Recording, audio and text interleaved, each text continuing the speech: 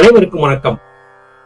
நாம் அஷ்டவக்கர கீதை என்கிற அஷ்டவக்கர் மற்றும் ஜனக மன்னன் ஆகிய இரண்டு பெரிய ஞானிகளுக்கு இடையிலே நடைபெற்ற உரையாடல் நூல் தொகுப்பை வாசித்துக் கொண்டிருக்கிறோம். யோக பயிற்சியிலே ஈடுபடக்கூடிய ஒருவன் எந்த காரணத்தை கொண்டும் அதன் பயனாக கிடைக்கக்கூடிய பெரும் பேற்றை பற்றியதான சிந்தனையை கொண்டிருக்கக்கூடாது. கடமையை செய்தபடியாக பயணிக்க வேண்டும். இன்று கிடைக்குமா, நாளை கிடைக்குமா, நாளை மறுநாள் கிடைக்குமா என்கிற சிந்தனையை கைவிட்டு விட வேண்டும். குருமார்கள் சொல்லிக் கொடுத்தபடியாக பயிற்சிகளை இடைவிடாது செய்ய வேண்டும். அப்பொழுது அந்த பயிற்சியின் பயன் என்பது நிச்சயம் கிடைத்தே தீரும். பயனை கருதியிருந்தால் அது உங்களுக்கு கிடைக்காது. எப்பொழுதும் தன்னுடைய கடமையை சரியாக செய்து கொண்டிருக்க வேண்டும் என்பதை பற்றி அஷ்டவக்கர் சொல்லக்கூடிய அறிவுரைகளை கடந்த பதிவிலே பார்த்தோம். தொடர்ச்சியாக அஷ்டவக்கர ஜனகருக்கு சொல்லக்கூடிய அறிவுரைகளை இன்றைய பதிவிலேயும் பார்க்கலாம். ஆதாரத்தை விட்டுவிட்டு அடைய விரும்பும் அவ்விவேகிகள் பிறவிச் சுழலை பெருக்குவர். துன்ப வேறாம் இப்பிறவியின் வேரையே அறிஞர் அறுத்து விடுவர். ஆதாரம் என்பது எது? பராபரம்தான் நம் அனைவருக்கும் ஆதாரம். சகல ஜீவர்களுக்கும் பராபரமே ஆதாரம். அந்த பராபரத்தை அடைய வேண்டும் என்று விரும்புகிறவர்கள் பராபரத்தை போலவே சகல ஜீவராசிகளையும் சமமாக பாவிக்கக்கூடிய சமநோக்கு பாவனையை கொண்டிருக்க வேண்டும். அது இல்லாமல் போய்விட்டால் அவர்கள் அவிவேகிகள் என்று ஆகிவிடுவார்கள். விவேகி அவிவேகி. சுயபுத்தி, சுயசிந்தனை, நல்ல அறிவு என்பது விவேகம் என்றாகிறது. சுயபுத்தி இல்லாத்தன்மை, அவசரப்படுதல் ஆகியவையெல்லாம் அவிவேகி என்கிற நிலையை கொடுக்கிறது. பராபரத்தை அடைய வேண்டும் என்று விரும்புகிறவன் பராபரத்தை அடைய வேண்டும் என்கிற விருப்பத்தையும் விட்டுவிட வேண்டும். தான் செய்யக்கூடிய பயிற்சியின் மூலமாக கிடைக்கக்கூடிய பயனையும் தானம் செய்துவிட வேண்டும். இப்படி இல்லாவிட்டால் அவ்விவேகம் என்பது ஏற்பட்டு, அதாவது விவேகமின்மை, மூடத்தனம் என்பது ஏற்பட்டு பிறவிச் சூழல் என்பது வந்து கொண்டே இருக்கும். இது ஆசையை தோற்றுவிக்கிறது. உதாரணத்திற்கு ஒரு சிறிய விளக்கத்தை பார்க்கலாம். யோக சாதன பயிற்சியிலே ஈடுபடுவதற்கு தன்னை தயார்படுத்திக் கொள்ளக்கூடிய ஒருவனுக்குள்ளே ஆரம்பத்திலே பற்பல விதமான வினாக்கள் எழுப்புகின்றன. நிறைய சித்தர்கள் நூல்களிலே பார்த்திருக்கிறோம். அட்டமா சித்துக்கள் ஆடுவதை பற்றி என்கிற பல சித்துக்கள் அடைய வேண்டியதாக இருக்கிறது. அந்த சித்துக்கள் எப்போது கிடைக்கும், எத்தனை நாள் பயிற்சிக்கு பிறகு கிடைக்கும், அனிமா, மகிமா, லகிமா, கரிமா என்கிற சித்துக்கள் எல்லாம் எப்போது கிடைக்கும் என்று விரல் விட்டு எண்ணிக்கொண்டு தன்னுடைய வாழ்நாளை சரியாக கணித்தபடியாகவே இருந்தால் நிச்சயமாக அவர்களுக்கு ஆசை என்பது உண்டாகிவிடும். அடடா, யோக பயிற்சி செய்தேனே, எனக்கு அனிமா, மகிமா, லகிமா கிடைக்கவில்லையே என்று சிந்தித்திருந்தால் அதை சரியாக மறுபடியும் பெறுவதற்காகவே மற்றொரு பிறவி என்பது கிடைத்துவிடும். எதை பற்றியும் சிந்திக்க கூடாது. தனக்கு கிடைக்கக்கூடிய சித்துக்களை பற்றி எல்லாம் சிந்திக்க கூடாது. பராபரத்திடம் தன்னை முழுமையாக சரணாகதியாக கொடுத்துவிட்டு தன் கடமையை சரியாக செய்தபடியாக பயணிக்க பழக வேண்டும். அப்படி இருக்கக்கூடிய ஒருவனுக்கு துன்பம் என்பது இல்லை. ஒரு முச்செடி, அந்த முச்செடியை மேலாக வெட்டிவிட்டால் திரும்ப திரும்ப அந்த முச்செடியை தழைத்தபடியாகவே இருக்கும். அதை வேரோடு பிடுங்கிவிட்டால் திரும்பவும் அந்த முச்செடி வளராது. துன்ப வேர் என்பது ஆசைதான்.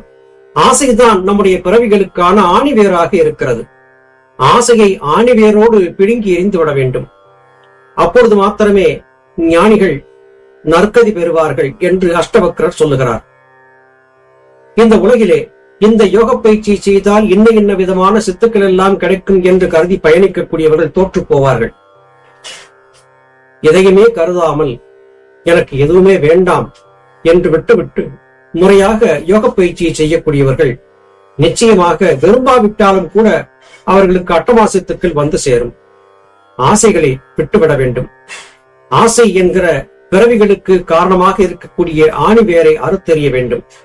ஆசை என்கிற ஆணிவேரை அறுக்காதபடியாக முச்செடி மீண்டும் மீண்டும் வளர்வதை தடுக்க முடியாது.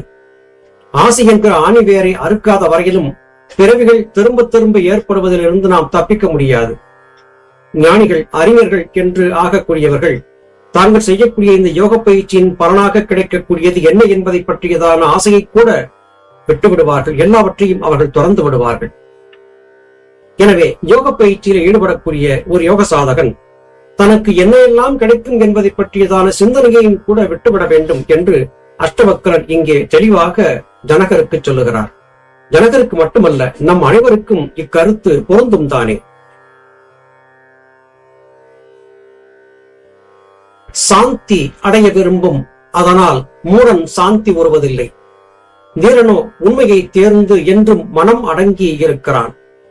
மூடன் உலகியல் சார்ந்த சிந்தனையிலே இருக்கக்கூடியவன், அஞ்ஞானி, முழுமையான புரிதல் இல்லாதவன்.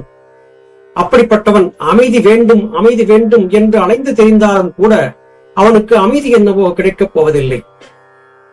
விவேகி, ஞானி, தன்னை அறிந்தவன், உண்மையிலேயே இந்த உலக வாழ்க்கை எதற்காக கொடுக்கப்பட்டது என்பதை பற்றி தன்னுடைய முன்னோர்கள் குருமார்கள் சொல்லிய கருத்துக்களை உள்வாங்கி அதை உணர்ந்து கொண்டு விட்டவன். எடுத்திருக்கக்கூடிய இந்த பிறவியிலே ஏற்படக்கூடிய அனைத்துமே கர்மவினை காரணமாக ஏற்பட்டது என்பதை புரிந்து கொண்டு எல்லாவற்றையும் சகித்தபடியாக யோக சாதன பயிற்சியை எந்த விதமான எதிர்பார்ப்பும் இல்லாமல் தொடர்ந்து செய்யக்கூடியவனுக்கு மனம் அடங்கி விடுகிறது. அவனுக்கு சாந்தியும் கிடைக்கிறது.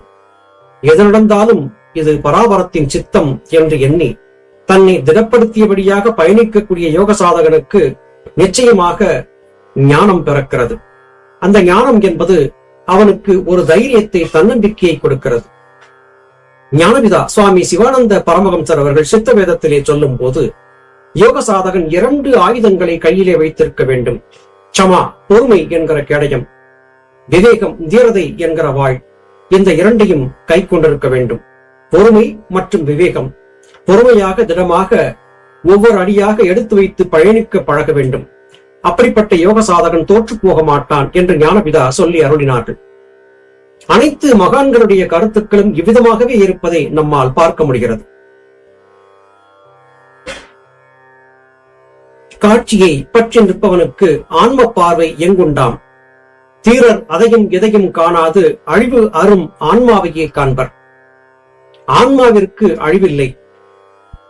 மற்ற இந்த உடல் அழியக்கூடியது. ஆன்ம பார்வை என்பது எப்போது வருகிறது? காட்சியை பற்றி சிந்தித்துக் கொண்டிருக்கும் போது ஆன்ம பார்வை என்பது இருக்காது. கண்களால் ஒரு காட்சியை காண்கிறோம், அந்த காட்சியை பற்றி சிந்திக்க ஆரம்பிக்கிறோம். அதன் வழியே மனம் செல்ல ஆரம்பிக்கிறது, அதை பற்றிய ஆராய்ச்சி வருகிறது. ஆனால் யோக சாதகன் வெறுங்கண்களால் பார்க்கக்கூடிய காட்சிகளுக்கு முக்கியத்துவம் கொடுப்பதில்லை. அவன் இதையும் அதையும் ஒப்பிட்டு பார்த்து இதுவா அதுவா என்று ஆராய்ந்து பார்ப்பதில்லை. அவன் ஆன்மாவை மட்டுமே சிந்தித்துக் கொண்டிருக்கிறான். எனவே அவன் மட்டுமே தீரன், வீரன் என்றாகிறான். முறையாக அதையும் எதையும் காணாது, எதை பற்றியும் சிந்திக்காது, குருமார்கள் சொல்லிக் கொடுத்தபடியாக யோக பயிற்சியை மாத்திரம் திறம்பட செய்து பயணிக்கக்கூடியவன் விவேகி என்றாகிறான். அவனே தீரன், வீரன் என்றும் அழைக்கப்படுகிறான். தன்னை வென்றவன் எவனோ அவன் மட்டுமே வீரன் என்றாகிறான். மற்ற தன்னுடைய தேக பலத்தை கொண்டு சாமானியர்களை அடக்கி ஒடுக்கிவிட்ட ஒருவன் வீரன் என்று ஆக மாட்டான். தன்னை, தன் புலன்களை வென்றவன் வீரன் என்று ஆகிறான். மனம், புத்தி, சித்தம், அகங்காரம் என்கிற அந்த கரணங்களை வென்றவன் ஞானி அல்லது வீரன் என்று ஆகிறான். வீரனுக்கு மட்டும்தான் தோல்வி என்பதே கிடையாது. ஆன்மாவை தான் என்பதை புரிந்து கொண்டு விட்ட ஒருவன், சரியாக குருமார்கள் சொல்லியபடியாக பயணிக்கக்கூடிய ஒருவன் தோற்று போவதே இல்லை. அப்போது அவனுக்கு இருப்பது புறப்பார்வை அல்ல, ஆன்ம பார்வை. அவன் தனக்குள்ளேதான் பார்க்கிறானே அல்லாது புறத்திலே பார்ப்பதில்லை. அப்படிப்பட்ட யோகியால் மட்டுமே முழுமையான நிம்மதியை பெற முடியும் என்று அஷ்டவக்கரர் எங்கே ஜனகருக்கு சொல்லுகிறார். தன்னுள்ளே அமைதி வரும் தீரனுக்கே என்றும் இயல்பாய் இலகும் உண்மை ஒடுக்கம் கட்டுப்பாடு இயற்றும் மூடனுக்கு எங்கனம் நேரும். தனக்குள்ளே அமைதியை காண்பவன் வீரன், தீரன் என்று ஆகிறான். அவன் இயல்பாக எல்லாவற்றையும் கடந்து சென்று விடுகிறான். காரணம், அவனிடத்திலே உண்மை இருக்கிறது, ஒடுக்கம் இருக்கிறது, கட்டுப்பாடு இருக்கிறது. ஆனால் இந்த உலக வாழ்க்கையை மனம் போன போக்கிலே வாழக்கூடியவன், பார்த்த, கேட்ட, நுகர்ந்த, இப்படிப்பட்ட புலன்கள் வழியாக கண்ட இந்த உலகத்தைத்தான் உண்மை என்று கருதி இருக்கக்கூடியவன் மூடன் என்று ஆகிறான். அவன் சுய கட்டுப்பாடு என்ற எதையாவது தனக்குத்தானே விதித்துக் கொண்டாலும் கூட அவனால் வெற்றியை பெற முடியாது.